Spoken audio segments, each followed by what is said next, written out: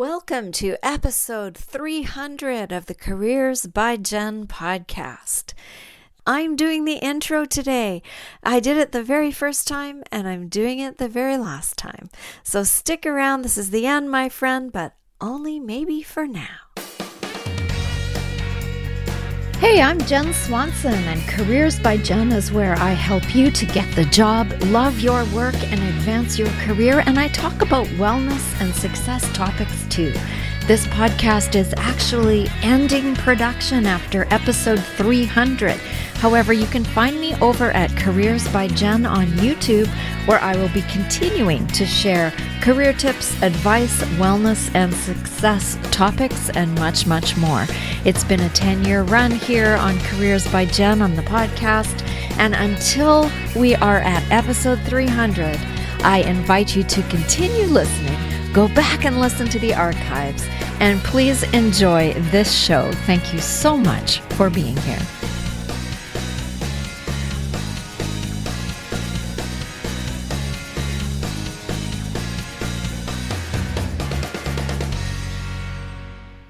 Well, we made it to the finish line. Hello, lovely human. Thank you for tuning in today to this short finisher. I think it's short. I don't know yet. I'm Jenn Swanson, and I'm super grateful for you listening to this podcast. Before I get going, this podcast is and was recorded on the traditional and unceded territory of the Coast Salish people, including the Katzie, the Kwantlen, and the Coquitlam First Nations people. Well, it has been quite a ride. I began this podcast in the late part of 2011 because I had started a blog called Communication Diva. I had been teaching communication classes in college to healthcare students, and I just didn't have enough time to share all that I wanted to share in the 30 hours they gave me about communication. And so initially, the blog and the podcast was to add to what I wanted to teach. I started the blog, and then shortly after that, I discovered podcasting. And here is a little excerpt of episode 1. Hey everybody, this is Jenn Swanson from communicationdiva.com, and this is podcast number 1.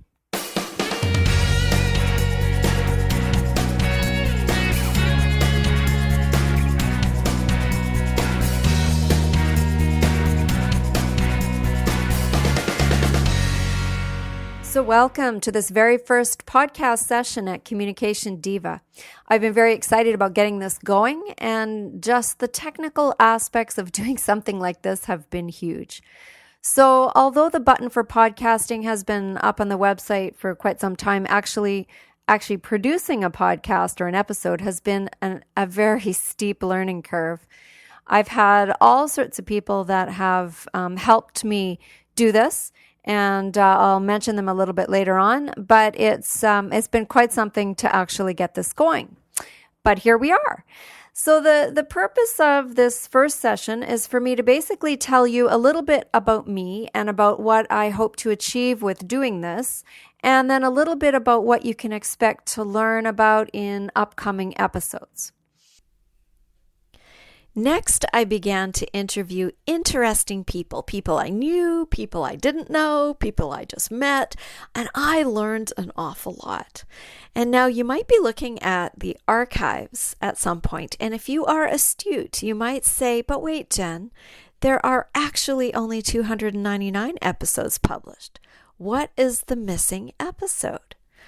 And if you really dig into it, you will notice that episode 13 is missing. Well, first of all, let me say that this has nothing to do with superstition or with luck at all. Although I wonder how many people think that.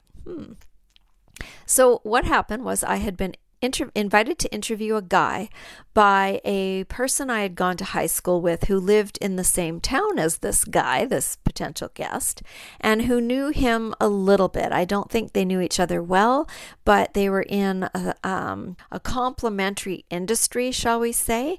And so this person who was a friend from high school thought that maybe this would be a good person for my podcast. So I did a Skype interview with he who shall remain nameless, and he was running a center for youth rehabilitation, helping out kids who were addicted to, I think, to drugs. It was so long ago. Maybe to drugs and alcohol. I don't know. But so I thought, okay, well, it was all about communication. So I wonder, what his methodology was, that kind of thing. So he talked about that. He talked about his methods. He talked about his program. And he was quite positive, and he was pretty sure that his program was quite miraculous. He wasn't actually all that humble about it. It was, my program is fantastic and I have this great cure rate and I'm fixing all these kids and blah, blah, blah. So, okay, I was brand new to podcasting. I was brand new to interviewing. And while I was not brand new to life, I thought at the time that this sounded a little bit too slick, sounded a little bit too miraculous for me. But I was giving him the benefit of the doubt. And because my friend had connected me with this person. In any case, I went ahead, I published the interview, partly because I needed a show for that week, but also partly out of loyalty to this guy I went to high school with.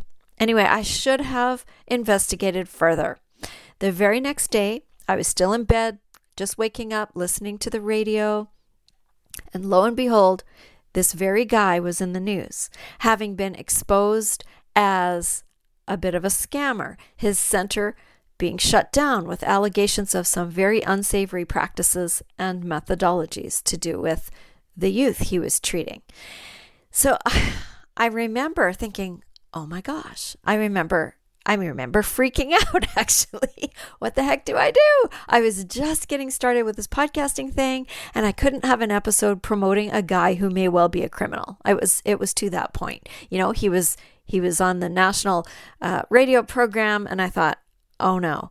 So very quickly I went to my computer and I figured out how the heck to pull it offline, which took me a while because I didn't know how to do that at that point. And then I reached out to my podcast mastermind group members and said, what do I do? What do I do, guys? I now have no episode number 13, kind of like some elevators in tall buildings that you go into that are missing number 13. They told me, just carry on. Don't worry about it. And so I did. I recorded episode 14 and I just went along my way. And I think what I was thinking was, if it turned out that there was nothing about this news report or, that it was all a mistake, maybe I'd put it back up again. I don't know. But I never did. And that is why the archives in Apple Podcasts and wherever you happen to be listening to this episode, wherever that's located, it will only say that there are 299 episodes listed. However, I did produce 300, and for a very short window of time, maybe 6 hours, maybe 7 hours, episode 13 was there too. Well, over the years, I have met many fascinating people. I've interviewed dog groomers, actors, business people, coaches, Reiki masters, teachers, lawyers, a sex educator, colleagues in ministry, entrepreneurs, podcasters, authors, friends, family members, and I have learned so much. I remember taking my recording equipment into the back of a minivan we borrowed. We didn't own a minivan, but we needed one that day. We were taking all of our kids, we have 4 of them, we were taking all of our kids to a concert in Vancouver, and our own vehicle didn't fit 6 people. And so I didn't have a podcast. So I brought along my handy dandy recorder and I interviewed the kids all about communication. So here's a little snippet of episode 16. And I am in a borrowed minivan today on with a whole bunch of people, the family. Say hello, family. Hi. And we are on our way to a concert, and I decided that it would be a good time to ask the captive audience what they think about communication skills with people of their generation. So who wants to say something first? Ben has been elected. Hello out there in Radio Land. Are you sick of not getting through to your parents, not getting through to a friend at school, or being confused about communication? Well, now's your chance. No, just kidding. Get captured in a minivan today. Yeah. All right. It's pretty sweet. I'm not. Communication with your peers. Is it good, bad, or what? Depends on which one. I don't know. What's the biggest problem? Guys communicating with girls. Guys communicating with girls. Ooh, why? You have to pass this around. You have to talk into it. It's pretty hard to do because we think differently. I concur. Really, we're good with words this generation. Yep. The most aggressively inarticulate generation. So tell everybody how old you are in here. I'm 10. Old enough. I'm almost 12. I am 20. 18. They sound so little. And they're all grown up now.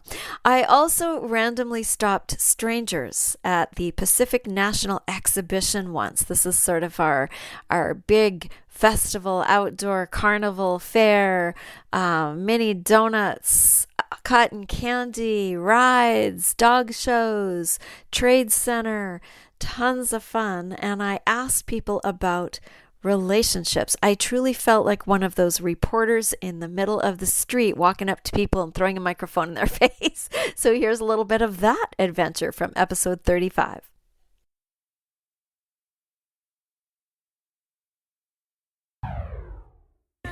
So I'm going to ask ask your name first of all. Just your first name's fine. Chad? Chad, what is your pet peeve about communication?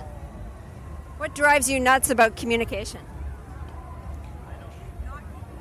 Trying to keep up with it, yeah. There's too much stuff. Podcast, for instance. Oh. What's a podcast? What's a I podcast? don't have an iPod. Awesome question. Tweeting, Facebook. I think there's too much communication. People spend too much time. Right. So what happens to face-to-face stuff? Exactly. I don't know. You don't know? Oh. That's right. They don't get enough of it. Don't get enough of face-to-face Don't stuff? get enough of face-to-face time. Right. It's all online and Right. dialed in and texting and Right. Facebooking and tweeting. And Right. And so what do you lose with that? I think you lose the emotional equivalent. You know, whatever you call it, the emotional intelligence. Texting, and you can pretend to be something you're not. Yeah. You're electronically. You Absolutely. can't do it in person. No, that's true. I totally agree. Anybody else have anything they want to say? No? Communication, pet peeve? in English. No speaking in English. No speaking in English. All right. Thank you very much. welcome. Oh, yeah, I dropped that. All right. So, Refuses to, and it's a big problem. oh, he refuses to communicate. Uh-oh, this is trouble. Married 27 years, but it's pretty iffy. Uh-oh. So here's a question then for both of you. What is your pet peeve about communication? You can either of you The can lack thereof. The lack with there- some people. Far too much communicating. Too much information. Like Facebook, Oh yeah? nobody cares about. This isn't going on TV or. No. It's a podcast. It's a podcast. All right, I didn't hear that part. Yeah, too much. Like, I don't care if you got up and had cereal. Right. Who cares? So the Facebook and the tweets that are just random things about people's day. Yes. 'Cause Yeah. Who cares? Yeah. That's true. Apparently some people do. I don't understand it. People putting it on there care, but Right. nobody reading it does. Right. I don't think. Exactly. What about you? What are your thoughts? I agree. This is the extent of it. Do you have any advice for anybody about communicating? No. No? How about you guys? Do you have advice about communicating? Does anything drive you nuts about communication? Nope. No?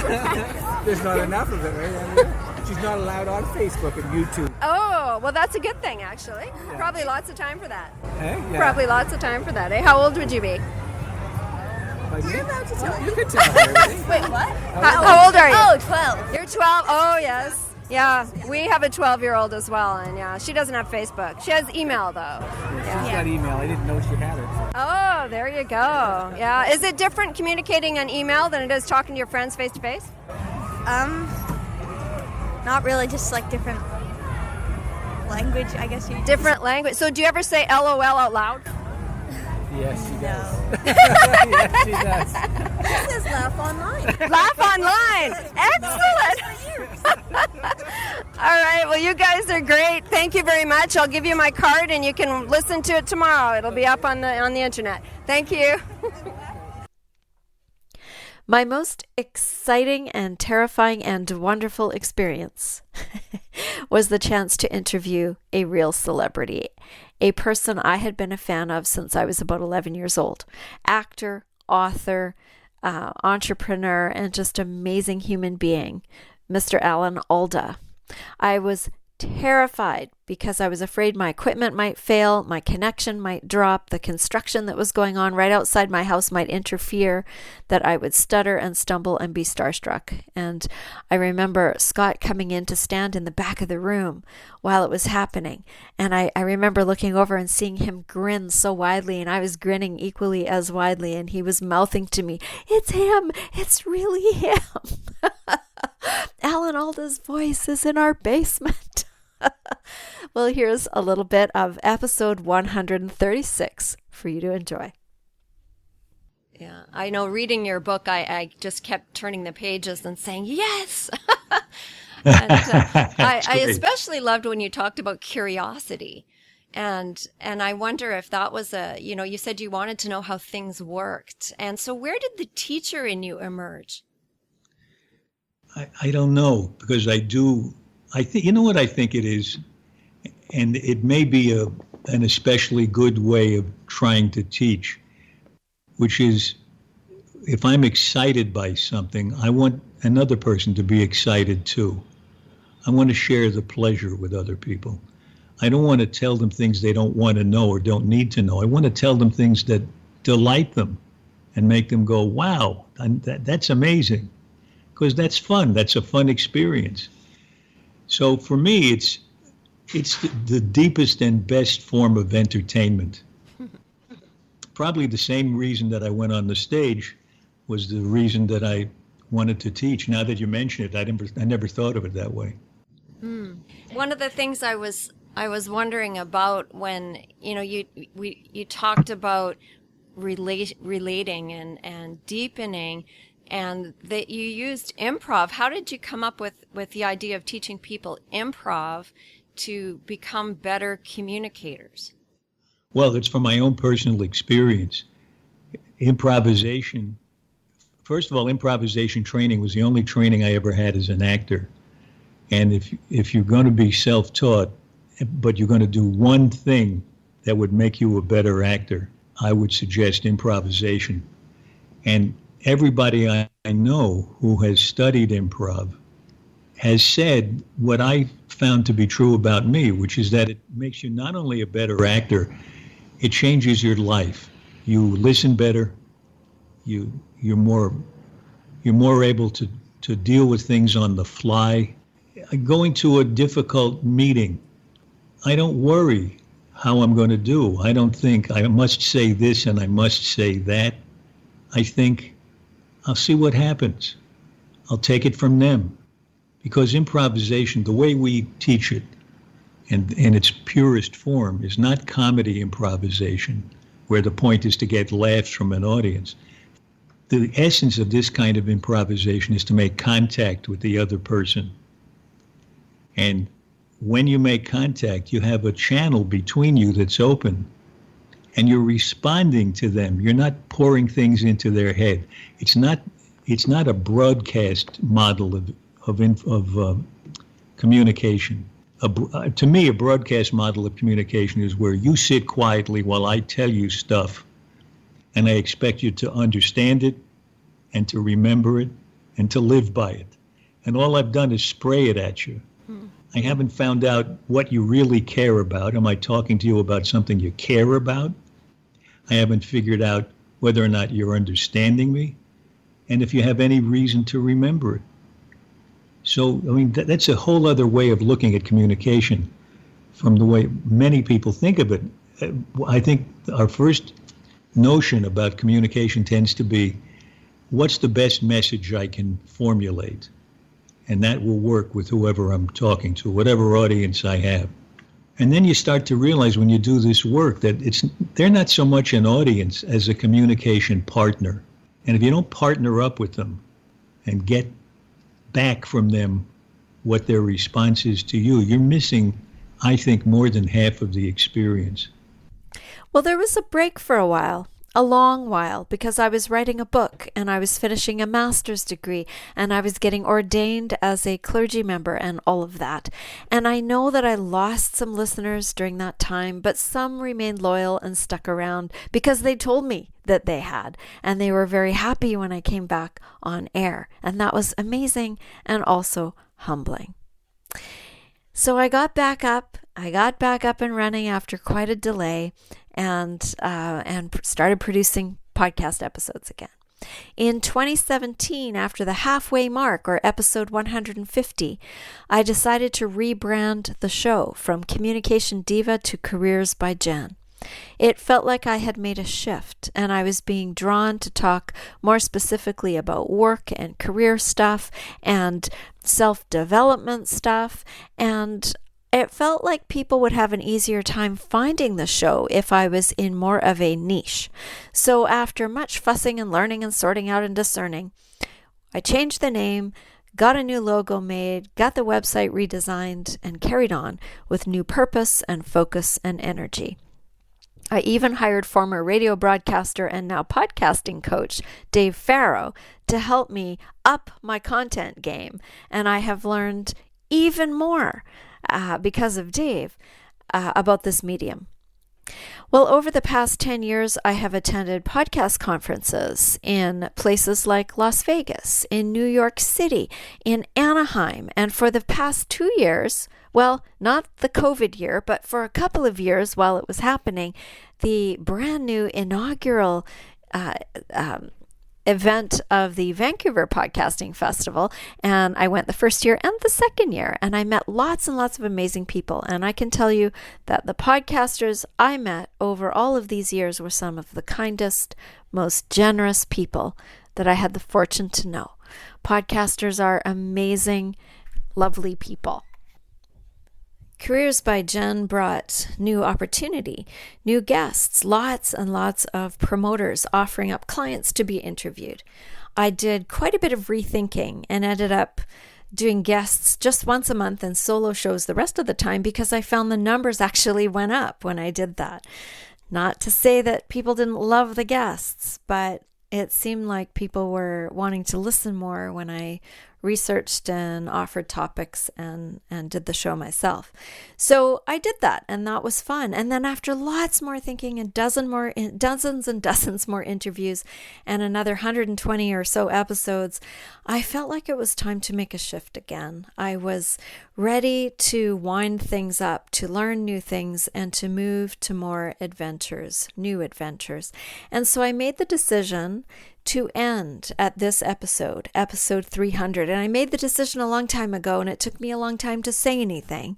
And then I started to slowly say things in the episodes.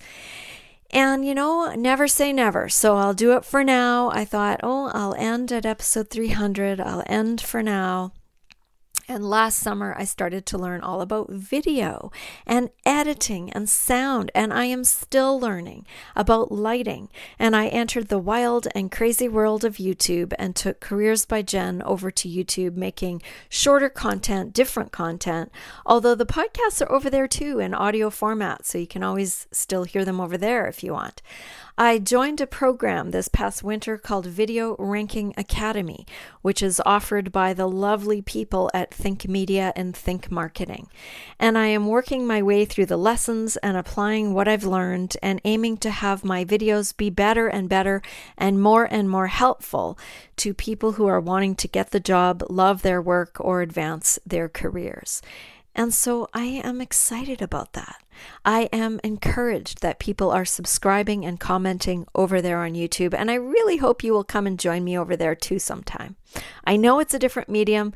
I know that there are different audiences for different platforms, so I get it if you're a podcast listener and it's just more convenient to do that. But I still hope. I can still ask, right? And hope that I will see you over there. I am keeping this show up and available to listen to, and you just never know. I might pop in with an update from time to time to let you know something exciting when it happens. Oh, I am going to be a grandmother for the very first time, yes, in just a few months. So that is one extremely exciting thing to tell you about. I'm really looking forward to that. Well, so in everything I have been doing with this podcast, with my teaching before that, with my ministry that I do, with the YouTube content that I create, with the online courses and my coaching, with everything, my goal has been and continues to be to educate, to encourage, and to empower you to step into your success and to be the best human you can possibly be. And that's what I want for you. That is what I want for you. You are a unique piece of life essence, and there is no telling what amazing things you can do if given some practical guidance and some respect and some encouragement. And if I've been even a tiny part of your journey so far, I am grateful to have been so. And so, my friend, thank you for listening. This is Jenn Swanson signing off, and until we meet again, take good care.